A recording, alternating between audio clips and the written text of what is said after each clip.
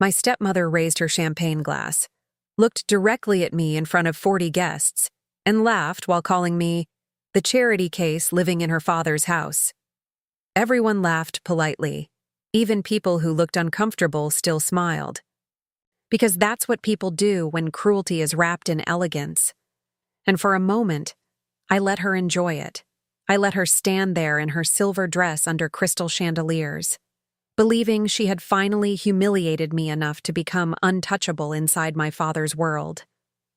What she didn't know was that I already had proof she was sleeping with another man behind my father's back. And what she really didn't know was that every single property she spent the last 3 years trying to control already legally belonged to me. My name is Isla. I'm 22 years old, and I learned something very early in life. The quietest person in a room usually notices the most. People like my stepmother mistake silence for weakness. That was her first mistake. Her second was forgetting who kept the family standing while she played rich wife inside a life she didn't build. My father owned luxury real estate across the coast. Hotels, private villas, commercial towers. The kind of wealth that looks beautiful from the outside and exhausting from the inside. Most people see marble floors and ocean views. I saw contracts. Payrolls, lawsuits, employees calling at midnight because something flooded, broke, collapsed, disappeared, or failed. My mother died when I was 14. After that, my father stopped knowing how to exist outside of work. And somehow, without anyone officially asking me to, I became the person who kept everything emotionally functional. I handled schedules, calls, house staff, medical appointments, travel arrangements. I learned how to read legal documents before most girls my age learned how to drive confidently. Not because I wanted to, because somebody had to. By 19, I was already attending executive meetings quietly beside my father, listening more than speaking, learning more than people realized. That's another thing wealthy people forget. They ignore quiet daughters, which makes quiet daughters very dangerous later. Then Amelia arrived, my stepmother. She entered our lives slowly, beautifully, strategically. The first time I saw her, she was standing beside my father at a charity auction wearing dark emerald silk and a smile so polished it almost looked rehearsed. Every man in the room noticed her. Every woman measured her. And Amelia enjoyed both reactions equally. She was younger than my father by almost 16 years, elegant, sharp. The kind of woman who knew exactly how long to maintain eye contact before looking away. At first, I genuinely tried to like her. That's the part people never expect. Because when you lose a parent young, you spend years secretly hoping warmth will return to the house somehow. And Amelia knew how to imitate warmth perfectly. She brought flowers into empty rooms, encouraged my father to travel again, made him laugh in ways I hadn't heard since before my mother got sick. For a while, I thought maybe she loved him. Maybe she truly cared. Maybe grief had simply made me suspicious. Then I caught her looking at our estate blueprints before she ever asked about my favorite color. And suddenly, everything changed. It happened during dinner one night. Quiet, ordinary. Rain against the windows. Soft jazz playing through hidden speakers in the dining room. My father stepped away to answer a phone call. And Amelia, thinking we were alone long enough to stop performing, looked around the room slowly. "This house must be worth a fortune," she said casually. Not emotionally, not admiringly. Assessing. I looked up from my wine glass. "Probably," I replied. She smiled lightly. "And all of this eventually goes to your father's family?" There it was. Not curiosity, direction. I studied her quietly. The diamonds at her wrist catching warm light from the chandelier above us, the perfectly calm posture, the careful tone. "You'd have to ask him," I said softly. Amelia smiled again. But something underneath it sharpened. "Oh," she replied. "I'm sure eventually I won't need to." That sentence stayed with me for weeks, because people reveal themselves in fragments before they reveal themselves completely. After marrying my father, Amelia transformed slowly. Not dramatically, strategically. First, she redecorated rooms. Then she replaced staff she claimed were negative energy. Then she started attending business events beside my father. Then speaking during them. Then eventually interrupting people during them. And my father didn't notice, or maybe he didn't want to. Loneliness makes people protect comfort even after it becomes manipulation.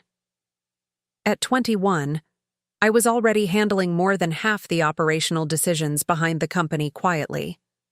Most investors knew it. Most executives respected it. But Amelia hated it immediately because authority without attention frustrated her. She wanted visible power, not functional responsibility. There's a difference. One afternoon, I walked into the boardroom after a 6-hour flight from Singapore and found Amelia sitting at the head of the table reviewing proposal folders. She looked up slowly, smiled. "There you are," she said brightly. "We were waiting." Interesting, because no meeting had been scheduled. I looked around the room. 3 executives avoided eye contact immediately, which told me enough already. Amelia tapped the folder in front of her. I thought it might be time I became more involved in the family business. The family business. Interesting phrasing for someone who never built a single piece of it. I placed my bag down quietly, removed my coat slowly, then looked directly at her. "And who suggested that?" I asked. She crossed one elegant leg over the other. "Your father thinks it's healthy." "No. My father thought making her feel included would keep peace at home." Different motivation entirely, but I said nothing, because arguing emotionally with manipulative people only feeds them visibility. Instead, I sat down calmly across from her, opened the proposal she had been pretending to read, then closed it again. "You skipped the risk analysis section," I said quietly. Her smile flickered slightly. "What?" "The proposal," I replied. "You skipped the financial liability analysis." Silence. One executive suddenly looked very interested in his coffee. Amelia's expression stayed composed, but I saw irritation beneath it. Tiny, sharp. "Well," she said lightly. "I assumed we could summarize the details." I nodded once. "That usually happens," I replied softly, "when someone doesn't understand them." The room went completely still. Amelia smiled, but this time, it looked painful. That was the first moment she truly hated me. I knew it immediately, because from that day forward, she stopped pretending I was family and started treating me like competition. The attacks became subtle at first, little comments, public jokes, backhanded compliments carefully designed to humiliate without appearing openly cruel. "She works too much. Poor Isla barely has a social life. She takes everything so seriously. She doesn't really understand people emotionally." Every sentence designed to position me as cold, difficult, temporary. And because I stayed calm, people assumed I didn't notice. I noticed everything. One night during a fundraising gala, Amelia introduced me to a group of investors as the daughter who still thinks she runs everything. Everyone laughed politely, and she smiled like it was harmless. But humiliation becomes very different when done publicly, especially by someone who depends on appearing elegant. I remember standing there in a black satin dress under gold, ballroom lighting, holding a champagne glass perfectly steady while every person at that table waited to see how I would react. I smiled softly. "And you're the wife who thinks proximity creates ownership," I replied. The silence afterward felt beautiful.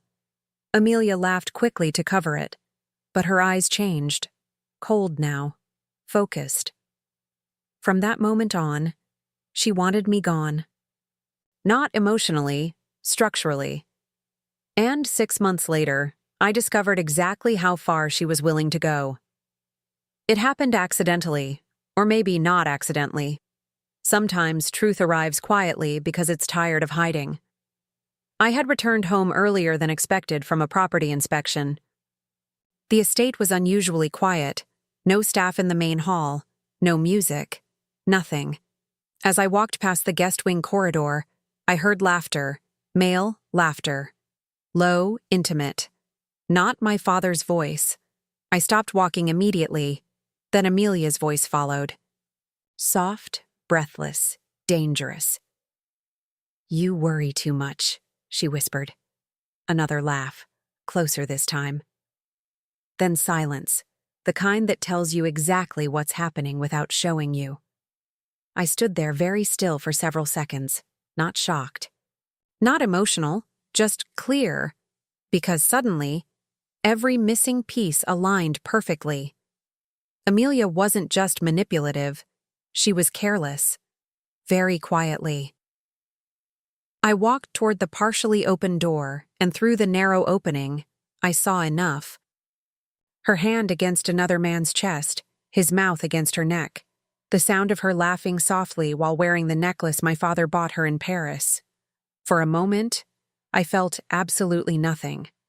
And somehow that frightened me more than anger would have. Then I took out my phone and recorded everything.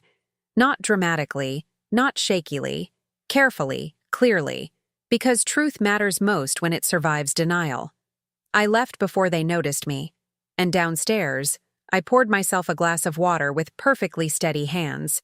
That was the moment everything changed, not because Amelia betrayed my father, but because I finally understood something important.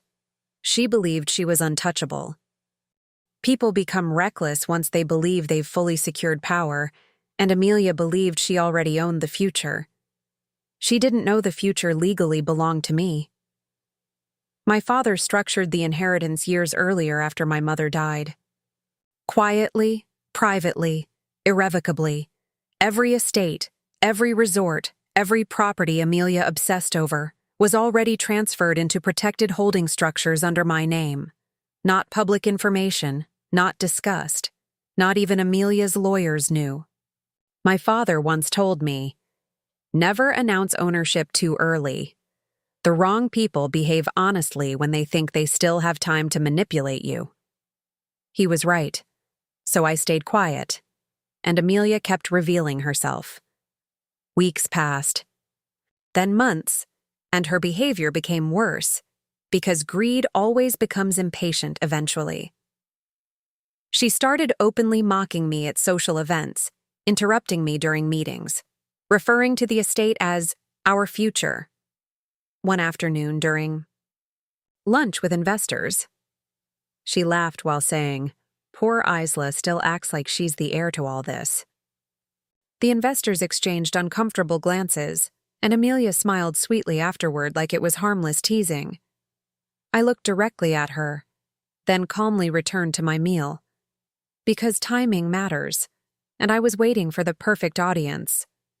Before I tell you how everything finally exploded, like and subscribe, because some people destroy themselves so completely.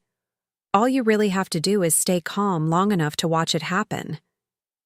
The party happened in late October. Our coastal estate overlooking the cliffs hosted nearly 40 guests that night. Investors, executives, socialites, politicians. The exact kind of audience Amelia loved most. People important enough to impress. The house glowed beneath golden exterior lighting, while waves crashed softly against the rocks below the property.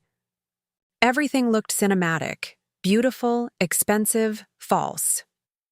I wore black silk, simple, controlled. Amelia wore silver. Of course she did. She never entered rooms quietly if attention was available instead. And from the beginning of the evening, she watched me constantly. Not openly, strategically. Like she was waiting for the perfect moment to embarrass me publicly. And eventually, she found one. It happened near midnight, right beside the grand staircase. A group of investors stood nearby discussing expansion plans while staff moved through the ballroom carrying champagne beneath crystal chandeliers. Music drifted softly through the room, everything elegant enough to hide cruelty beautifully. Then Amelia laughed loudly enough to draw attention. "You know," she said, smiling at the guests, "sometimes I forget Isla even lives here anymore." Polite laughter. "She spends all day acting like a corporate machine." More laughter, more uncomfortable this time. I remained still, calm. Amelia stepped closer, champagne glass glittering beneath the lights. "But honestly," she continued sweetly, "I think she forgets this isn't her kingdom anymore." There it was, public humiliation, direct, calculated. The ballroom quieted slightly. People sensed danger immediately, because cruelty changes the atmosphere of a room faster than shouting does. Amelia smiled directly at me, waiting, hoping for emotion, hoping for public collapse. Instead, I smiled softly. Then I set my champagne glass down, and finally decided the waiting was over. I looked directly at Amelia. The ballroom had gone almost completely silent by then. Not fully silent, just the kind of silence wealthy people create when they sense something expensive is about to break. Crystal glasses paused halfway to lips. Conversations dissolved. Even the piano music from the far side of the room suddenly sounded distant, and Amelia, still smiling in her silver dress beneath the chandelier light, thought she was winning. That was the interesting part. She genuinely believed humiliation was power. I studied her quietly for a moment. Then I smiled. Small, controlled. "You're right," I said softly. A few guests shifted uncomfortably, because agreement wasn't the reaction anyone expected. Amelia blinked once. Just once. "This isn't my kingdom anymore," I continued calmly. She relaxed immediately. I saw it happen, the shoulders easing slightly, the satisfaction returning to her expression. Then I tilted my head very slightly. "It never became yours." The room changed instantly, not loudly, energetically, like invisible pressure suddenly tightened around everyone standing nearby. Amelia's smile held, but barely. "What's that supposed to mean?" she asked lightly. I looked at her champagne glass, then at the diamond bracelet around her wrist, then finally back into her eyes. "It means," I replied quietly, "you should have learned who owned the property before trying so hard to control it." Complete silence. Somewhere behind us, a waiter stopped moving entirely. Amelia laughed quickly, too quickly. "Oh, Isla," she said sweetly, "you really shouldn't drink when you're emotional." Interesting tactic. Discredit first, then dismiss. Classic manipulation.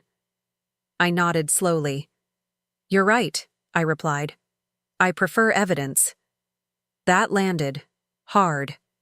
The smile disappeared from her face for the first time that night. Not completely, but enough.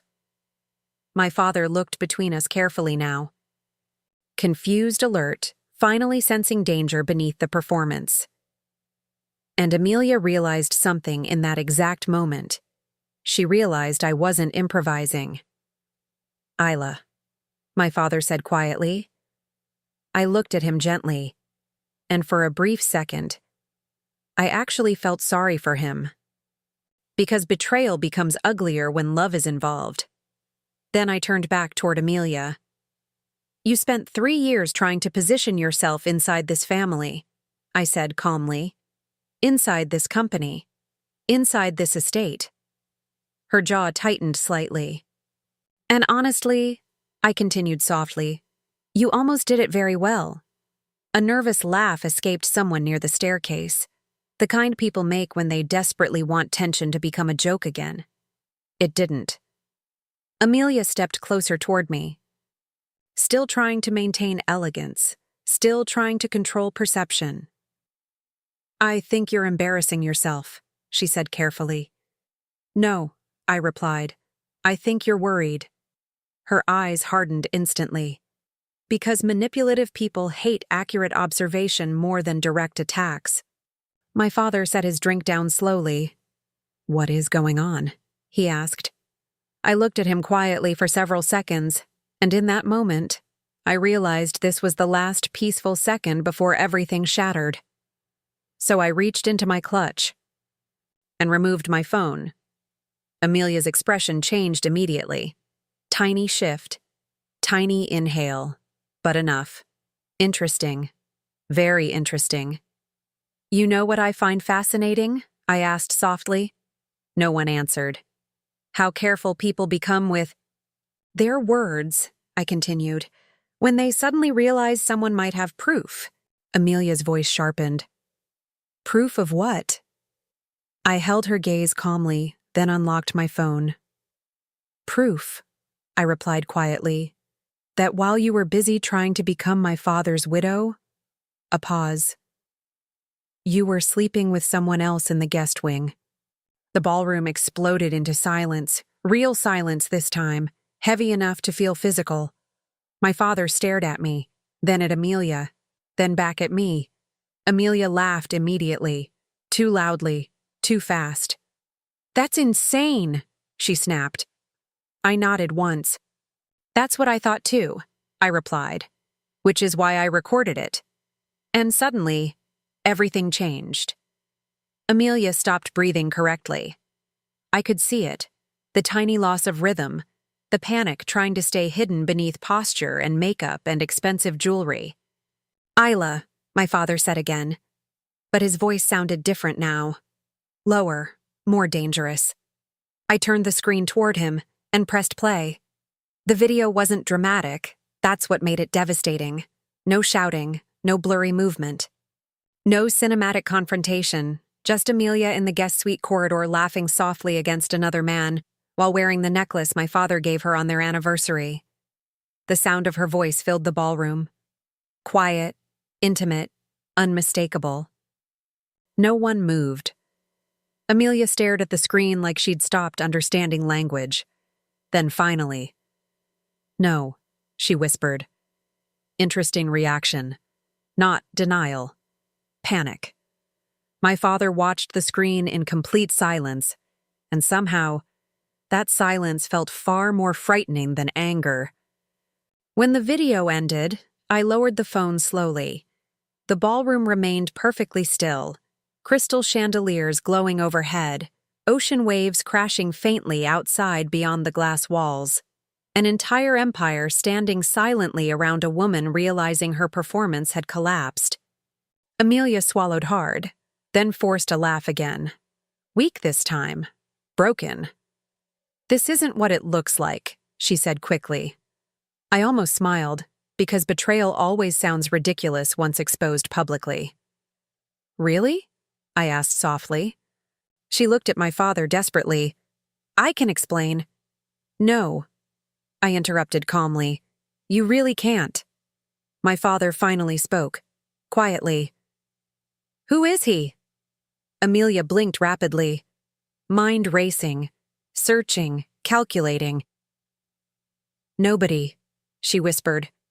That answer almost made me laugh, because people reveal their priorities instantly under pressure. Not remorse, not apology, containment. I looked around the room slowly, at the investors, the executives, the politicians pretending not to stare. And then, I decided to finish it, completely. You know what's even more embarrassing than cheating? I asked quietly. Amelia looked at me with pure hatred now, raw, unhidden.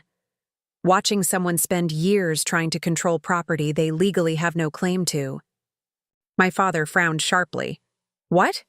I turned toward him. You never told her? I asked softly. Silence. Interesting silence, because suddenly, my father understood exactly where this was going. Amelia looked between us. Confused now. Actually confused. Told me what? She demanded. And for the first time all night, I smiled genuinely. Not cruelly, just knowingly. Then I reached into my bag again and removed a thin black folder. The same folder my father gave me 2 years earlier. The same folder Amelia spent 3 years trying to locate. I placed it carefully on the marble table beside the staircase. You spent a very long time trying to become part of the inheritance, I said calmly. You pushed into meetings. You manipulated staff. You replaced employees. You tried to weaken my authority publicly. Amelia stared at the folder without moving. And the entire time. I continued softly. You never realized the inheritance was already transferred. My father closed his eyes briefly, almost tired. Amelia frowned. What are you talking about? I opened the folder slowly, then slid the top document toward her. Trust ownership records. Signed, finalized, irrevocable. Her eyes moved across the page once. Then again, slower. And suddenly, all the color disappeared from her face. No, she whispered. The ballroom remained frozen around us. I leaned slightly closer. Yes, I replied quietly. Every estate, every hotel. Every commercial property you've been obsessing over. A pause. Belongs to me. Amelia looked physically unstable now, like her body had stopped understanding gravity correctly. That's impossible, she whispered. No, I said calmly. It's private. My father finally spoke again. I transferred everything after Isla turned 21. The sentence hit Amelia harder than the affair exposure. I could see it instantly, because suddenly, she understood the full reality. She had destroyed her marriage for power she never actually had access to, and the humiliation of that realization was unbearable. You lied to me, she whispered at my father. No, he replied quietly. You assumed. That silence afterward felt enormous. One investor slowly stepped backward, another quietly set down his drink. People were already emotionally leaving the room. Not physically, socially. Because wealthy people understand something important. The moment someone loses status publicly, distance becomes immediate. Amelia looked around desperately, trying to locate support somewhere inside the ballroom, but nobody met her eyes anymore. Because elegance only survives until truth enters the room. You planned this, she whispered at me. I shook my head once. No, I replied softly.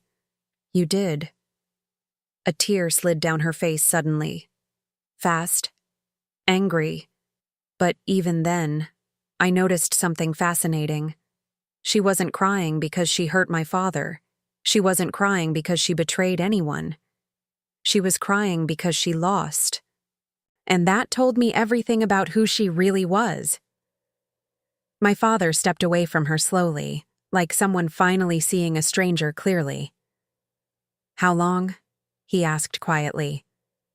Amelia opened her mouth, closed it, then looked away. That answer was enough. The ballroom felt suffocating now.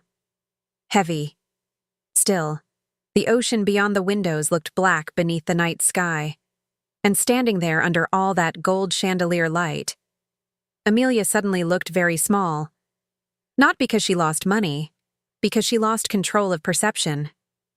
And for people like her, that's the real death. She looked at me one final time, pure hatred in her eyes now, nothing hidden anymore. You think you've won? She whispered. I studied her quietly, then glanced toward the trust documents still sitting open on the marble table. No, I replied softly. A pause. I think I simply stopped letting you pretend. And somehow, that hurt her more than anything else I'd said all night. She grabbed her purse suddenly, turned sharply, and walked toward the ballroom exit as fast as dignity would allow. No one stopped her. No one spoke. No one even pretended to. The massive doors closed behind her quietly, and just like that, 3 years of manipulation disappeared into silence. My father remained perfectly still beside the staircase, looking exhausted, older somehow. I watched him carefully, because despite everything, this part still hurt. Not the loss of Amelia, the realization behind it. When someone betrays you slowly, The pain comes from understanding how long they were pretending. Guests began leaving discreetly, one by one. Quiet footsteps, murmured excuses. Nobody wanted to remain inside the emotional wreckage of the evening. Within 20 minutes, the ballroom was almost empty. Only my father and I remained near the staircase beneath the fading chandelier light. The staff moved carefully in the background, clearing untouched champagne glasses and abandoned desserts. And somewhere outside, waves continued crashing against the cliffs like nothing had happened at all. Finally, my father spoke. "You knew for how long?" I looked out toward the ocean. "Long enough," I replied quietly. A pause. "And you said nothing."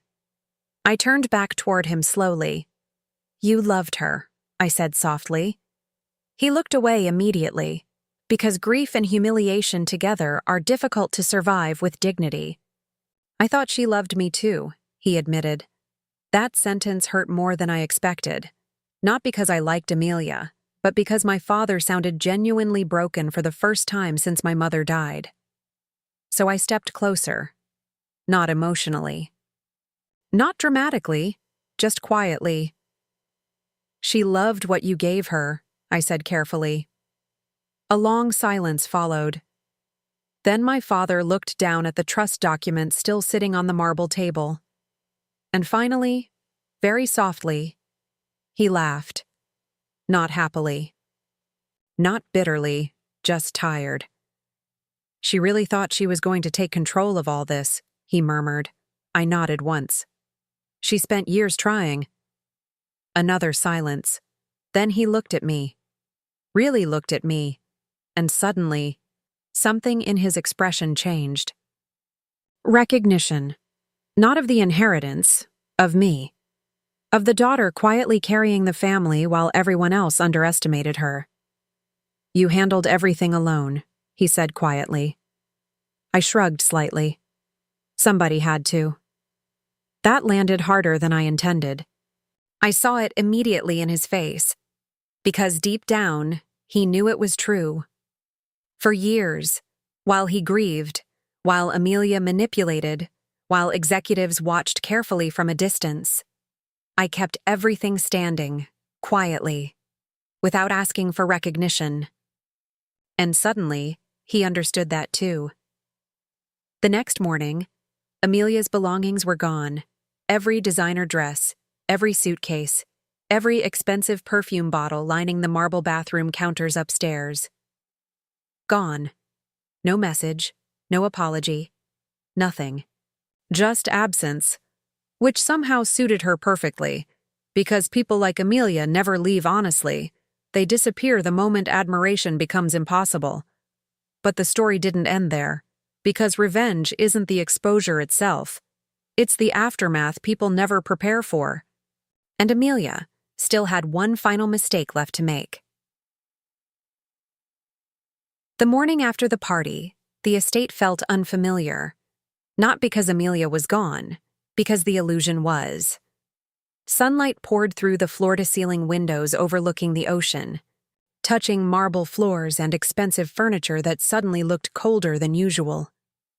The staff moved quietly, carefully, like people walking through the aftermath of a storm. No one mentioned Amelia, not directly, but absence has a sound, and hers echoed through the entire house. I stood alone on the terrace holding coffee that had already gone cold while waves crashed against the cliffs below the property. For the first time in years, everything was still. No performances, no manipulation wrapped in elegance, no calculated smiles across dinner tables. Just silence. And strangely, I didn't feel victorious. I felt tired. Because exposing someone doesn't erase what they did. It just forces everyone else to finally see it too. Behind me, the terrace door opened softly. My father stepped outside. He looked older. That was the first thing I noticed. Not physically, emotionally. Like one night had forced him to carry several years of reality all at once. For a moment, neither of us spoke.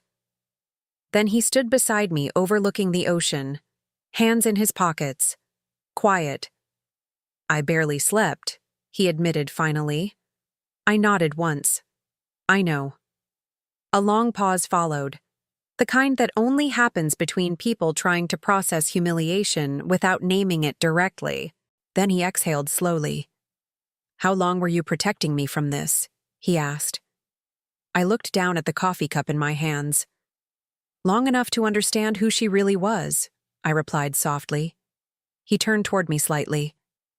And you never hated me for bringing her into this family? That question hurt more than I expected. Because underneath it, there was guilt. Real guilt. I shook my head slowly. No, I said quietly. I hated what she was doing to you. His jaw tightened slightly, and for a second, he looked genuinely ashamed. She made me feel less alone, he admitted. I stared out at the ocean again. That's how people like Amelia work, I said softly. They study emotional gaps first. He didn't respond, because deep down, he knew it was true. Another silence settled between us, but this one felt different. Cleaner somehow. Then my father looked toward the horizon and asked the question I already knew was coming. Why didn't you expose her immediately? I smiled faintly, not happily, just knowingly. Because nobody believes quiet women immediately, I replied. That landed, I saw it. So I waited, I continued calmly. I documented everything. I let her become comfortable. And eventually, a pause. She exposed herself. My father looked at me for a very long time after that. And suddenly, I realized something painful. He had spent so many years protecting the company that he never noticed when I became strong enough to protect him too. 3 days later, Amelia tried to come back. Not emotionally, strategically. Her lawyer contacted our legal team requesting a private resolution regarding marital assets. Interesting wording, especially considering she entered the marriage believing she'd eventually own half of everything. But legally, she owned almost nothing, and now she knew it. Eleanor walked into my office that afternoon carrying another black folder, the same calm expression she always wore. She's requesting negotiations, she said. I leaned back slowly in my chair. The city skyline stretched behind the glass walls of my office while rain moved softly across downtown buildings below. For what? I asked quietly.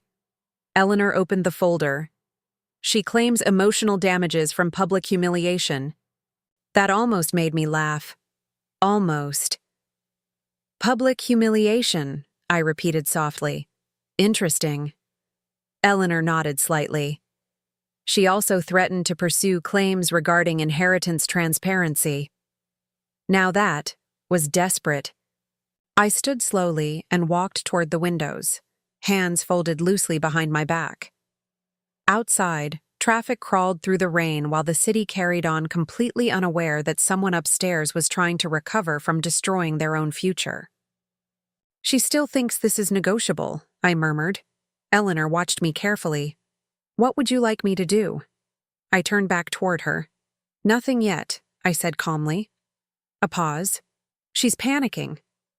And panicked people always make mistakes faster. I was right. 2 nights later, Amelia made the biggest mistake of all. She contacted me directly. Not through lawyers, not through my father, through my private number. The message arrived just after midnight. Simple, short, dangerous. We need to talk alone. I stared at the screen for several seconds, not because I was afraid, because I was curious. People only reach out privately when public positioning has failed. So I replied with one sentence. Tomorrow. 8 p.m., Coastal House. No emotion, no questions. Just certainty. The next evening, rain hammered against the cliffs surrounding the estate, while the entire house sat nearly dark except for the lights inside the main lounge. I waited beside the fireplace wearing black trousers and a cream sweater. Simple, controlled, At exactly 8:03, Amelia arrived. She looked beautiful still. That surprised me. Not because beauty mattered anymore, but because some women know how to weaponize appearance even while collapsing. She entered slowly, designer heels against marble. Hair perfect, makeup flawless. But her eyes looked exhausted.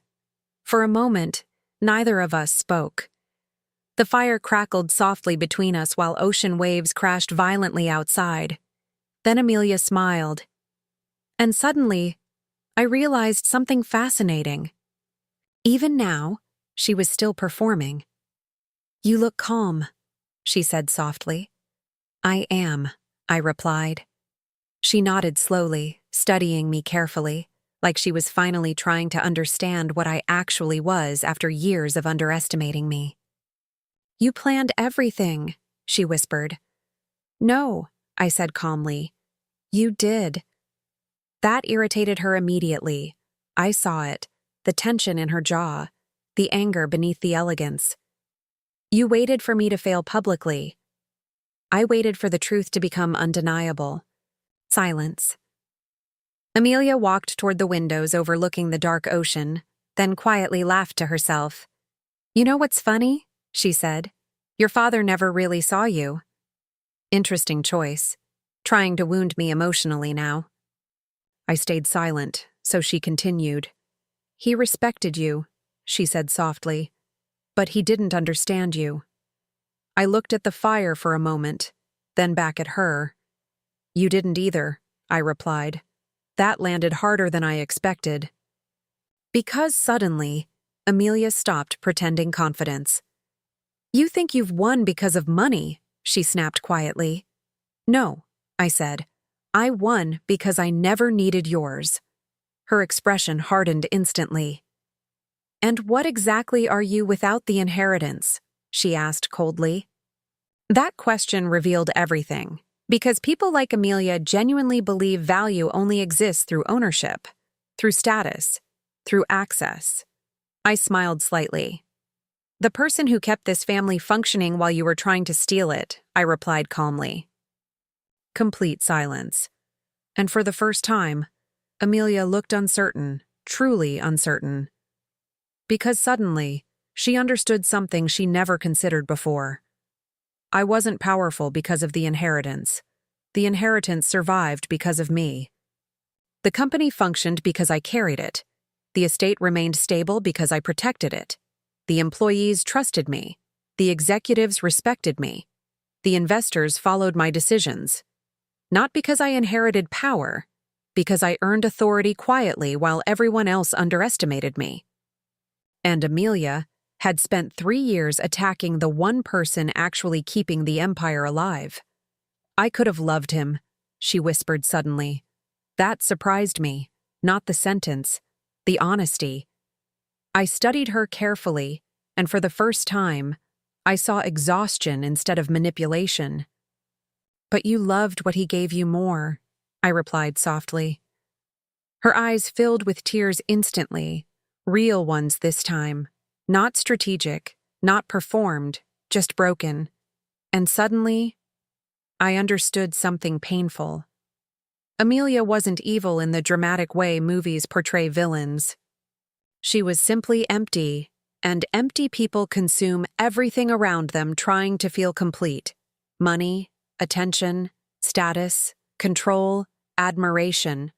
None of it was ever enough. "I didn't mean for this to happen," she whispered. I believed her. Strangely enough, I actually believed her. Because manipulation rarely begins as a master plan. Usually it begins as insecurity left untreated long enough to become destructive. But damage remains damage regardless of intention. "You should leave," I said quietly. Amelia looked at me for several seconds, then nodded once, slowly. And just before turning away, she asked one final question. "Did you ever hate me?" I thought about that honestly. The humiliation, the manipulation, the cruelty, the affair. All of it. Then I shook my head. "No," I replied softly. I just stopped trusting you." That answer broke something inside her completely. I saw it happen. The final collapse. Not dramatic. Not loud. Just final. She left without another word. And this time, I knew she wasn't coming back. The divorce finalized 4 months later, quietly, privately. No scandal reached the media. My father made sure of that, not to protect Amelia, to protect what remained of his dignity. The company stabilized quickly afterward. Executives relaxed again. Investors stopped asking cautious questions. The atmosphere changed, lighter somehow, cleaner. And slowly, my father changed too. He started traveling less, working less, listening more. Sometimes grief transforms people into easier targets. But sometimes betrayal forces them awake again. One evening nearly a year later, my father and I sat on the terrace watching the ocean after sunset. No meetings, no lawyers, no tension, just silence and waves below the cliffs. Then suddenly, he laughed softly. "What?" I asked. He looked at me with something close to disbelief. "You were protecting everything the entire time," he said quietly. I smiled faintly. Someone had to. He nodded slowly, then looked back toward the water. "No," he said, a pause. "You chose to." And somehow, that meant more. Because for the first time, he truly saw me. Not as his daughter. Not as the quiet girl in the background carrying responsibilities nobody noticed. But as the woman who quietly held an empire together while everyone else underestimated her. And honestly, that recognition mattered more than the inheritance ever did. People think revenge is about destruction. It isn't. Real revenge is watching someone realize too late that the person they tried hardest to diminish was the one quietly holding all the power from the beginning. Amelia thought she was entering a wealthy family. She thought she was manipulating a grieving husband and humiliating a quiet young woman. What she never understood was that silence is not weakness. Sometimes, silence is strategy. And the most dangerous person in a room is usually the one nobody notices until it's already too late.